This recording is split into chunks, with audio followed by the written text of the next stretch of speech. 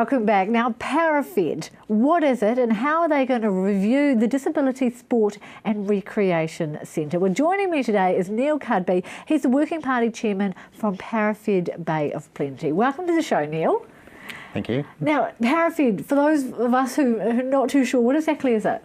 It's probably the best way to explain it is it's a regional body of Paralympics New Zealand, plus a bit more where we are the grassroots of Paralympic sports and other sports that we choose or there's a need for in our region. Yeah. With Paralympics and grassroots, how strong has that been?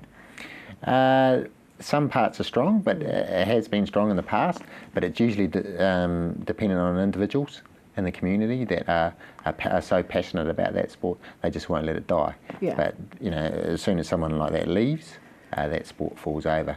And so what we're trying to do is revitalise the structure of it to make it strong and sustainable into the future, so that things will survive if someone leaves the region, or even those people that are in the region already, they will have support around them so they can do a better job. Yeah. I guess and they can have a life outside their sport maybe. Yeah, as well, which would be nice. Yeah. So tell me, what exactly are you trying to review? What are some of the steps that you're taking to review the sector?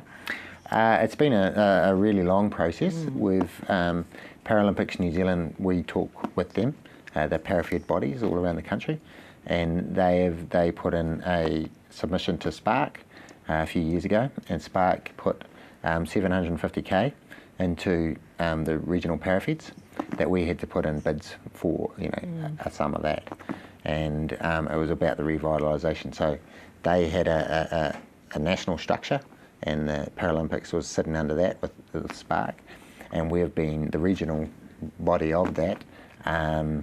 And we are talking to them on what's happening in sport around the country, and we've been working with our sports trust, Parafed Bay of Plenty, to develop how we need to structure ourselves.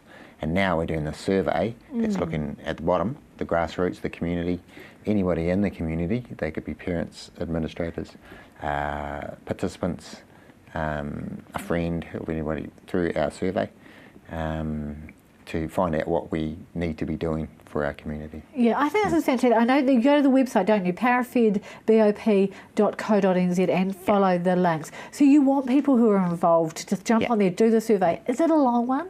No, hell no. No? Well, we've done a lot of research and a lot of background work into what we should be doing, and working with those people that have done it before in Parafed Bay of Plenty. They've done it with other sports, in mainstream sports, so they know how to write a survey to get the right answers without any fluff, I guess.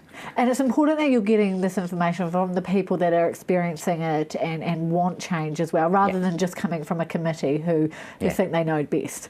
Yeah, exactly. Yeah. I mean, you got to listen to the masses, and we will be a democracy, I guess. New Zealand's a democracy society, so we're going to have an AGM in September, where hopefully all of this will be in place, and we'll vote on, or the people will vote on people to lead this structure, I guess. And to push it forward, because I know with Paralympics we haven't heard a lot about it. It hasn't got the same media coverage as normal Olympics. Are you hoping with the changes that this will also change?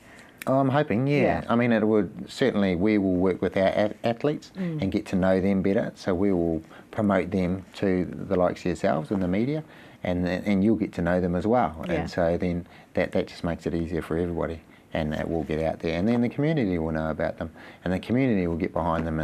And this is I guess my ideas and what I believe will happen. Yeah. Why do you think it's sort of gone by the wayside a little bit, hasn't it, around the Bay of Plenty region, especially with Paralympics and athletes? Yeah. Why do you think that happened? Oh, it must be a multitude of factors. Like in the 70s and 80s, there was a high volunteerism, and across the board in all sports, people, your club was your life.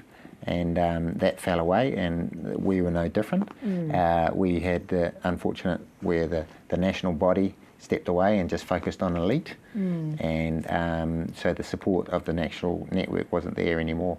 And so a lot of the smaller bodies, where in the Bay of Plenty we used to have 3 of these bodies, There used to be a Western, Eastern and a Central Parafeds. Yeah. Now we will be one, which has happened in a lot of sports. Yeah. And that's probably why it's fallen over. And it didn't. Maybe it didn't have those people I was talking about earlier that are so passionate and will make it happen no matter what. And economies of scale as well. We're a bit smaller than.